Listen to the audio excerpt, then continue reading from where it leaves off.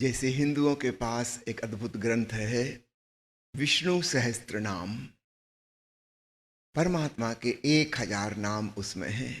कुछ और नहीं लिखा है, कोई सिद्धांत नहीं है, कोई दर्शन शास्त्र नहीं है, कोई ध्यान की विधि नहीं है, कोई पूजा पाठ क्रियाकांड की विधि नहीं है, सिर्फ नाम नाम नाम। ठीक ऐसे ही सूफियों के पास भी एक अनूठा ग्रंथ है, बहुत छोटा सा, सिर्फ 1 पेज का। अल्लाह के 100 नाम।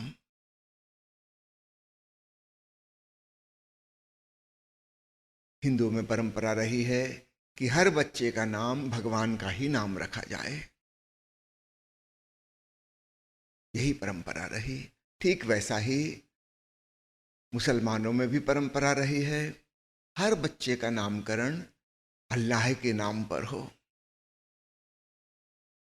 ताकि स्मरण रहे खुद को भी कि वास्तव में मैं कौन हूं, और यह भी पता रहे कि दूसरे भी कौन हैं। उस एक के अलावा अन्य कोई है नहीं, वही मुझ में, वही सब में। जिन लोगों ने यह धारणा दी थी कि सब परमात्मा के ही नाम हो, उनके इरादे तो बहुत अच्छे थे कि हमें निरंतर स्मरण बना रहे। जब कोई आपको पुकारे तो प्रभु का नाम ले, आपको याद आए कि अच्छा मैं प्रभु हूं। और जब आप दूसरों को पुकारें तो आपको भी याद आए कि दूसरे में भी प्रभु है। वह एक सर्वव्यापी है, सब में मौजूद है। पता नहीं कितने लोगों ने अपने जीवन में इसको साकार किया, लेकिन निश्चित रूप से जिन लोगों ने ये बहुत सारे नाम रचे, उनके इरादे बड़े सुंदर थे, बड़े खूबसूरत थे। दिन भर हम जिनके बीच में जी रहे हैं, हम एक ख्याल बना रहे, ये सब जगह वही है, मेरे भीतर भी वही है। सबसे ज्यादा आसान होता है अपने भीतर तलाशना, क्योंकि उससे ज्यादा निकट और कुछ भी नहीं। दूसरा तो फिर भी थोड़ा दूर है। हम स्वयं स्वयं के सर्वाधिक निकट हैं, और इसलिए खुदा शब्द और खुद, खुद यानी स्वयं, खुदा यानी परमात्मा, ये दोनों ही एक मूल धातु से बने हैं, ताकि यह बारंबार याद आता रहे कि खुद में छिपा है खुदा। और इसका ठीक विपरीत शब्द है खुदी। खुदी यानी अहंकार, घमंड, अभिमान। तो एक हमारा खुद का वास्तविक स्वरूप है, रियल सेल्फ, ऑथेंटिक सेल्फ, आत्मा, परमात्मा। और एक हमारा झूठा सेल्फ, फॉल्स, सिर्फ लगता है कि है, वास्तव में है नहीं। वह है खुदी, वह है अहंकार। सारी आध्यात्मिक यात्रा बड़ी संक्षिप्त है, खुदी से खुद की तरफ। बाहर बाहर से हमने एक आवरण ओढ़ रखा है, जिसे हम अपना व्यक्तित्व कहते हैं। उसी से हमारा घमंड निर्मित है। मैं कौन हूं हम दूसरों को बताते हैं, नाम से, रंग रूप से, ज्ञान से, डिग्री से, प्रोफेशन से, जाति से, धर्म से, भाषा से, राजनीतिक पार्टी से, दार्शनिक मान्यता से। बहुत प्रकार के हमारे रंग रूप हैं, जो हमारे आधार कार्ड और पासपोर्ट में छपा है। हम भी उसको सच मानते हैं कि यही मेरा होना है। दूसरे मुझको वैसा जाने, वहां तक तो बिल्कुल ठीक, क्योंकि वे मेरे अंतरतम को जान ही नहीं सकते। तो ऊपर का वह आइडेंटिफिकेशन दूसरों के काम का है, समाज के लिए उपयोगी है। लेकिन जब हम भीतर से स्वयं को महसूस करते हैं, उन चीजों का कहीं भी एहसास नहीं होता। रोज रात को आप सोते हैं, सपने देखते हैं, वो सारी बाहर की चीजें गायब हो जाती हैं। वो बिल्कुल ऊपर ऊपर हैं, जैसे हम वस्त्र पहने हैं ऊपर ऊपर। रात सपने में भी वो नहीं टिकती, और गहरी नींद में तो कहना ही क्या, वहां तो कुछ भी नहीं रह जाता। सपने में शायद थोड़ा 1-2% अपने बाहरी व्यक्तित्व का कुछ रह जाए, गहरी नींद में तो कुछ भी नहीं रह जाता। अर्थात हमारी गहराई में वे सब चीजें नहीं हैं। हमने क्या पढ़ाई लिखाई की, कौन सा नौकरी करते हैं, कि व्यापारी हैं, कि ये हैं, कि वो हैं, कि भारतीय हैं, कि मुसलमान हैं, कि चीनी हैं, कि हिंदू हैं, कि जापानी हैं, कुछ भी नहीं रह जाता। तो सामाजिक रूप से उपयोगी है आइडेंटिफिकेशन, पहचान, उसी से हमारा पहचान पत्र बनता है। दरवाजे पे हम नेम प्लेट लगाते हैं, लेकिन याद रखिएगा कि हमारी असली पहचान नहीं है, भीतर कुछ और है। वो असली खुद, खुदाई का होना है, वह परमात्मा का होना है। तो खुद ही कैसे मिट जाए और खुद को कैसे जान लें और खुद में मौजूद खुदा को पहचान लें। अध्यात्म की यात्रा बिल्कुल सरल है। From false self to authentic self, ज्यादा दूरी नहीं है। परिधि पे हमारा व्यक्तित्व जैसा दूसरे हमें जानते हैं, वहां से थोड़ा खिसकें और वहां पहुंच जाएं जो हमारी वास्तविक सच्चाई है। एक और मजे की बात है, अल्लाह के 100 नाम इस ग्रंथ में जब आप गिनती करेंगे तो केवल 99 नाम ही मिलेंगे, 100वां नाम नहीं है। फिर यह शीर्षक ऐसा क्यों रखा गया? क्या गिनती में भूल चूक हो गई? नहीं, भूल चूक नहीं हुई है, जान कर रखा गया है। वो जो 100वां नाम है, जिसको हम बोल नहीं सकते, लिख नहीं सकते, उसका उच्चारण नहीं कर सकते, वह असली नाम है। और ये जो 99 नाम है, ये उसके गुण बताते हैं। तो असली नाम तो लिया नहीं जा सकता। सूफियों का इशारा अनाहतनाथ की तरफ है, उसको सुना जा सकता है लेकिन बोला नहीं जा सकता, इसलिए 100वें नाम को खाली छोड़ दिया है। वो हमें अपने भीतर अनुभव करना होगा, कंठ से उसका उच्चारण संभव नहीं। फिर ये 99 नाम क्या हैं? ये इशारे करते हैं उस अल्लाह के विभिन्न गुणों का। वह मल्टी डायमेंशनल, बहुआयामी और अनेक गुण वाला है। ओशो ने अपनी एक दर्शन डायरी का शीर्षक यही रखा है, 99 नेम्स ऑफ नथिंगनेस। जो हम कहते हैं वह दयालु है, रहीम है, रहमान है, तो हमने उसका गुण बताया। हमने ये नहीं बताया कि वो कौन है, लेकिन उसका एक गुण दया है, ये बताया। बहुत गुण है उसके। और मजे की बात है, सूफियों ने विपरीत गुण भी इकट्ठे रखे हैं, क्योंकि परमात्मा यानी अद्वैत सब विषमताओं को समाहित करने वाला, तो वह केवल दिन ही नहीं हो सकता, वह रात भी है, वरना रात कौन होगा? ईसाइयों की धारणा बड़ी बचकानी है।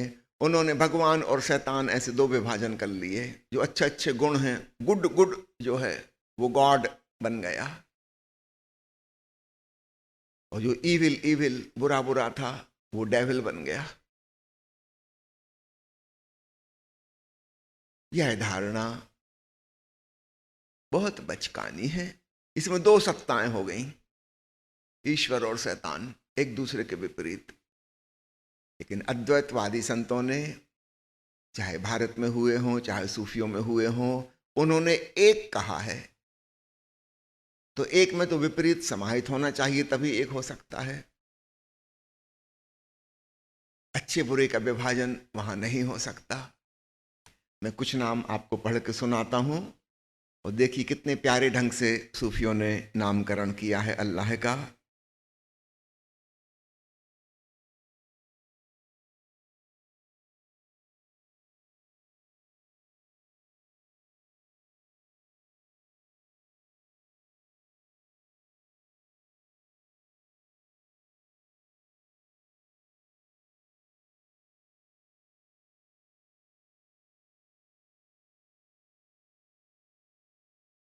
एक नाम है अल मोहमिन, यानी चौकसी करने वाला, जागने वाला, जगाने वाला।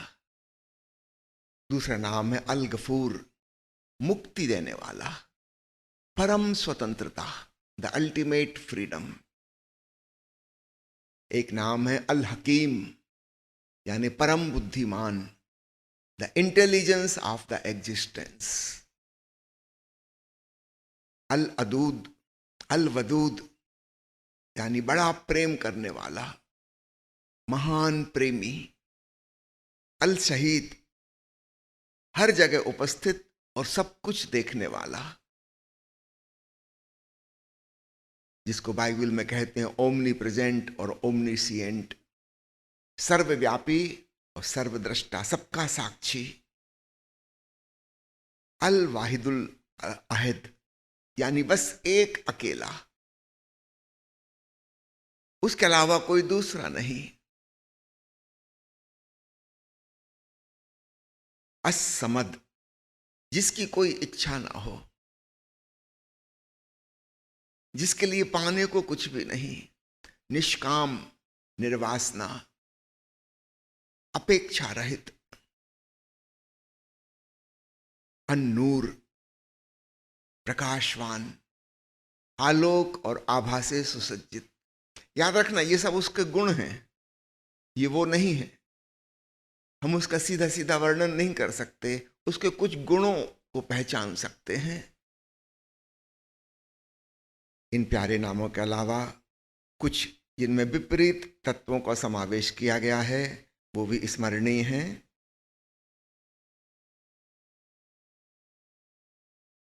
अल अव्वल, यानी सबसे पहले, सर्वप्रथम, और अल आखिर, यानी सबके बाद, अंतिम।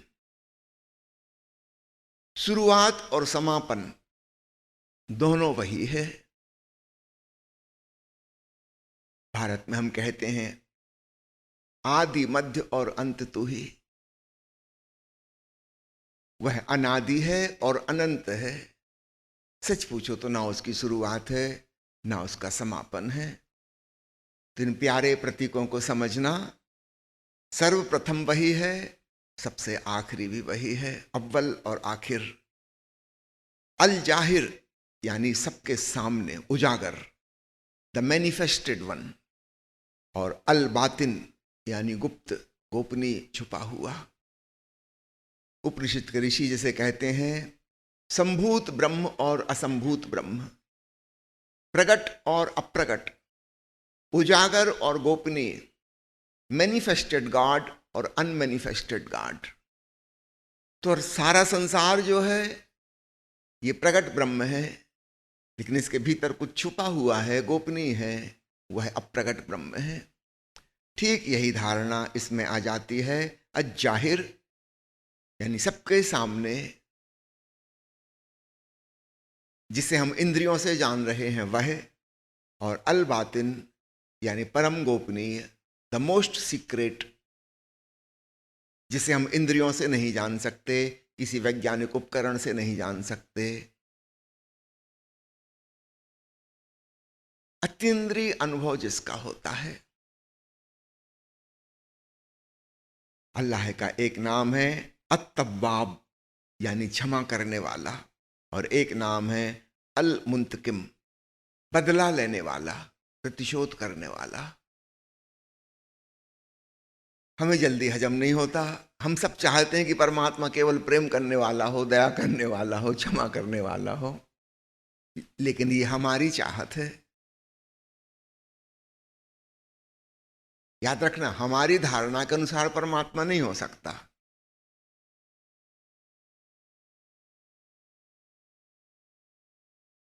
मुल्ला नसरुद्दीन ने स्कूल में पढ़ लिया कि गुरुत्वाकर्षण नीचे की तरफ खींचता है और गिराता है। जब वो शराब पी के घर लौटता था, अक्सर गड्ढों में गिरता था। फिर वो गुरुत्वाकर्षण से प्रार्थना करता था कि हे गुरुत्वाकर्षण, मुझ पर दया करो, रहम करो, मुझे मत गिराओ, मैं दीनहीन गरीब आदमी हूँ, बामुश्किल कभी कभी शराब पीता हूँ, और तुम मुझे बुरी तरह पटकते हो, चोट मारते हो।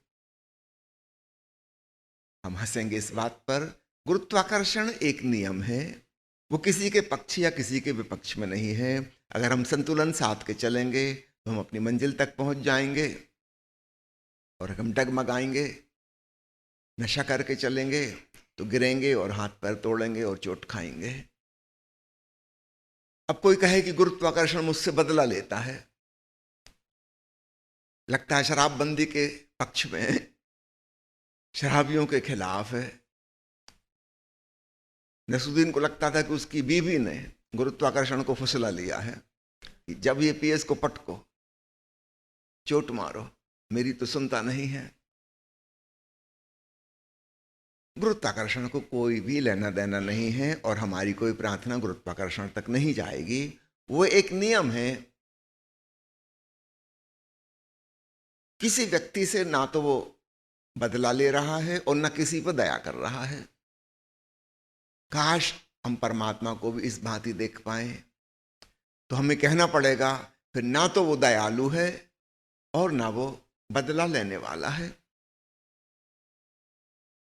या हमें कहना पड़ेगा दोनों बातें, जैसा कि सूफी कह रहे हैं कि वह क्षमा करने वाला है और वह प्रतिशोध लेने वाला भी है। याद रखना, ये नामकरण जिस जमाने में किए गए, उस समय सभ्यता, संस्कृति, आदमी की सूझबूझ और विवेक बहुत ज्यादा विकसित नहीं हुआ था। अनपढ़ ग्रामीण लोगों को समझाने के लिए, असभ्य असंस्कृत लोगों को, बर्बर लोगों को समझाने के लिए ऐसे नाम रखना पड़ेंगे ताकि उनको बड़े क्रूड वे में, मोटे मोटे रूप से पकड़ में आ जाए। सूक्ष्म दार्शनिक बात में पकड़ में नहीं आएंगे, अभी उतनी बुद्धि विकसित नहीं हुई। हजरत मूसा और ईसा मसीह में जो फर्क है वो भी ख्याल रखना इस संदर्भ में। हजरत मूसा ने कहा था कि परमात्मा बहुत ईर्ष्यालु है, जलनखोर है, बदला लेने वाला है और बुरी तरह से सताएगा अगर तुमने गलती की। अगर तुमने 10 आज्ञाओं का पालन नहीं किया, फिर ईश्वर से बुरा कोई नहीं, छोड़ेगा नहीं, अनंत काल तक नरक में सड़ोगे, यातना पाओगे। फिर ईसा मसीह आए, उन्होंने कहा कि परमात्मा तो हमारे पिता तुल्य है, हम उसकी संतान हैं, वो दया करेगा, क्षमा करेगा। हम माफी मांग लें अपनी गलती की, वो निश्चित रूप से रहम करेगा।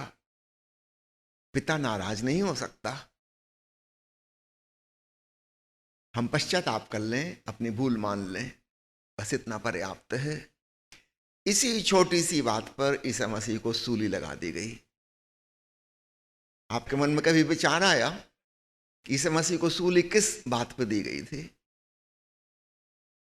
ऐसा कौन सा अपराध उन्होंने किया था?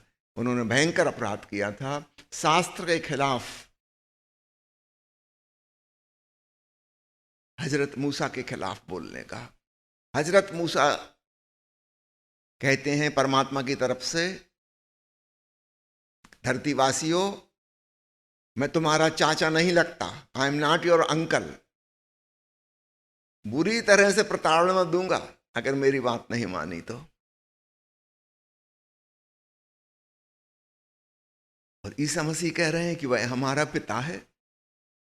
मूसा कह रहे थे कि मैं तुम्हारा चाचा नहीं लगता, जरा भी रहम नहीं करूंगा। और ये कह रहे हैं कि हम उसकी संतान हैं। निश्चित रूप से शास्त्र के खिलाफ बात हो गई। काश हम समझ पाए, यद्यपि समझना बड़ा मुश्किल है इन दोनों बातों को इकट्ठा। अगर हम उसे एक परम नियम की भांति लेते हैं, द अल्टीमेट लॉ, तब समझना बिल्कुल आसान हो जाएगा। अगर हम नियम के साथ चलेंगे तो गुरुत्वाकर्षण हमें चलाने में मदद करेगा, और अगर हम नियम के खिलाफ चलेंगे तो हम गिरेंगे और चोट खाएंगे। वह दयालु भी है और प्रतिशोध लेने वाला भी है, दोनों ही बातें सही हैं। शायद यह बात और भी कठिन हो जाए समझना, लेकिन समझने जैसी है, क्योंकि सूफियों का बड़ा जोर है कि विपरीत नाम अत्तवाब और अल मुंतकिम, दोनों एक साथ हैं। अगला नाम जिसकी मैं चर्चा करने वाला हूं वो है अद्धार अर्थात हानि पहुंचाने वाला, और दूसरा है अन्नाफे अर्थात लाभ पहुंचाने वाला। नफा और नुकसान पहुंचाने वाला दोनों वही है। अलग अलग डायमेंशन से इस बात को पकड़ना कि परमात्मा सब कुछ है। एक नाम है अल बासित रोजी खोलने वाला, आजीविका देने वाला, और दूसरा नाम है अल काबिद अर्थात रोजी रोटी बंद कराने वाला।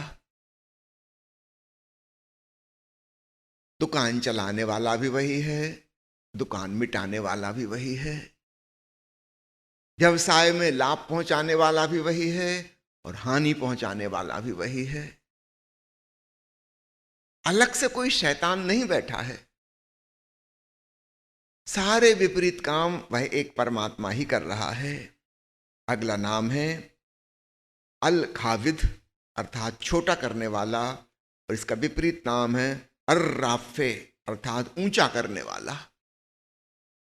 तो नीचा करने वाला भी वही है, ऊंचा करने वाला भी वही है, सम्मान देने वाला वही, अपमान करने वाला वही। जो आपकी गाली दे रहा है आपको, वह भी परमात्मा है। जो आपकी तारीफ में गीत गुनगुना रहा है वह भी परमात्मा है। हमारा हृदय विराट हो, शत्रु में भी वही और मित्र में भी वही। हमारी टेंडेंसी है हम मित्र में तो देख पाते हैं दिव्यता के लक्षण, शत्रु में नहीं देख पाते। फिर हम हमेशा द्वंद्व में जिएंगे और हम परेशान रहेंगे। ये कैसी दुनिया है, हे भगवान, ये कैसा संसार तूने रचा, बड़ा गलत। डॉक्टर भगवान है ये तो समझ में आता है, मगर वायरस और बैक्टीरिया भी भगवान है ये समझ में मुश्किल से आता है। उसके ही दोनों तरफ से हाथ काम कर रहे हैं। वही बीमारी भेज रहा है, वही बीमारी के इलाज खोजने वालों को भेज रहा है। दोनों तरफ से दोनों चालें वही चल रहा है। वह बाएं भी है और दाएं भी है, वह आगे भी है और पीछे भी है। अगला नाम है अल मोइज अर्थात इज्जत देने वाला, और इसका विपरीत भी है अल मुज्जिल अर्थात बेइज्जती करने वाला। अपने हृदय को थोड़ा फैलाओ, बड़ा करो, संकीर्ण दृष्टि से देखना बंद करो। और आखिरी नाम जिसकी मैं चर्चा करने जा रहा हूं, सच पूछो तो इस नाम में सब कुछ समा जाता है। अल मुहयी यानी जीवित करने वाला, अल मुहयी, और दूसरा है अल मुमीत मृत्यु देने वाला।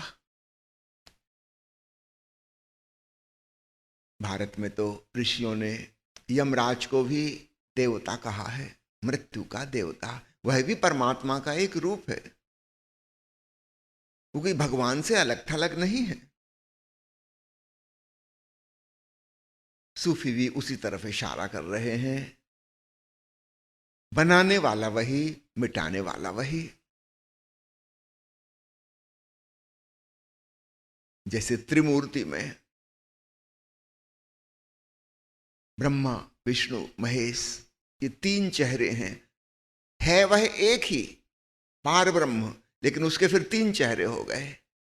एक बनाने वाला, एक संभालने वाला, एक मिटाने वाला। भगवान शिव को हम संहार का देवता कहते हैं।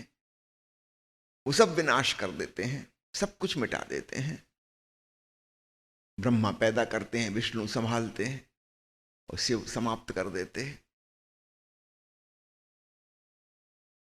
शिव अलग नहीं है परमात्मा से, ये भी उनका ही एक हाथ है। एक हाथ से वही सृजन कर रहा है, दूसरे हाथ से वही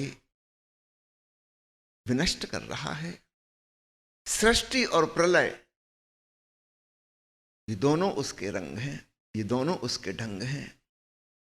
हम एक से तो राजी हो जाते हैं, लेकिन वो एक से राजी होना बहुत अधूरापन है, वो असली आस्तिकता नहीं है। जिस दिन हम बुराई में, शत्रु में, अपमान में, नुकसान में, बेइज्जती में, और यहां तक कि फाइनली मृत्यु में भी प्रभु को जान पाएंगे, उस दिन हमारा ज्ञान सुनिश्चित हुआ, वास्तव में हमने जाना।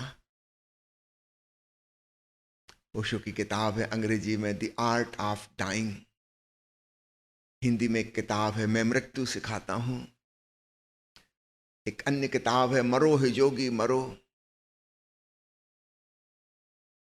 एक अन्य शीर्षक है राम दुआरे जो मरे। जन्म में और जीवन में प्रभु को पहचानना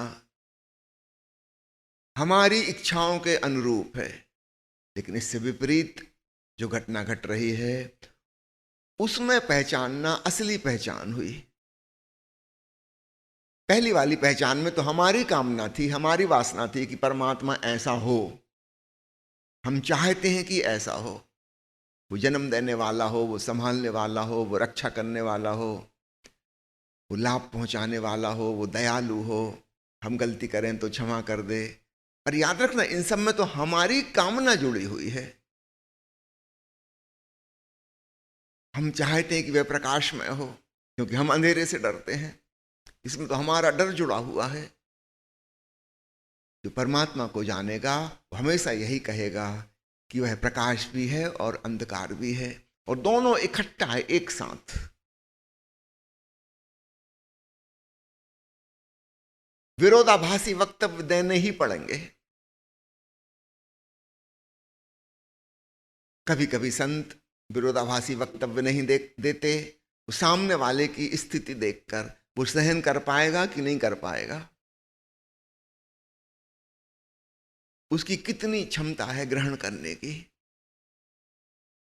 जब कहते हैं परमात्मा प्रकाश रूप है तो सामने वाले को देख के कह रहे हैं, ये तो इतना भी स्वीकार कर ले तो इतना भी बहुत है, फिर धीरे धीरे समझा लेंगे कि अंधकार भी वही है।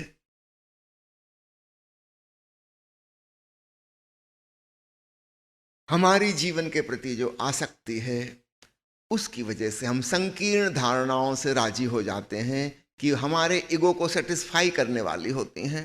हम भी यही चाहते थे, लेकिन इसका सत्य से कोई लेना देना नहीं है। सत्य में तो विपरीत समाहित है, और इसलिए जो सच में जिज्ञासु है परम सत्य को जानने के लिए उसे अपने हृदय को विस्तीर्ण करना होगा, विपरीत बातों को, कंट्राडिक्शंस को समाहित करना होगा, तभी वह अद्वैत में गति कर सकेगा। और 100वां नाम सचमुच में उसमें डूब पाएगा। तो ये 99 नाम भी इशारे हो जाएंगे, संकेत बन जाएंगे, साधना के हिस्से बन जाएंगे। हम इनसे धीरे धीरे धीरे गुजरें ताकि उस 100वें की तरफ बढ़ सकें जो कि उसका वास्तविक सच्चा नाम है, जो ग्रंथ में लिखा नहीं गया।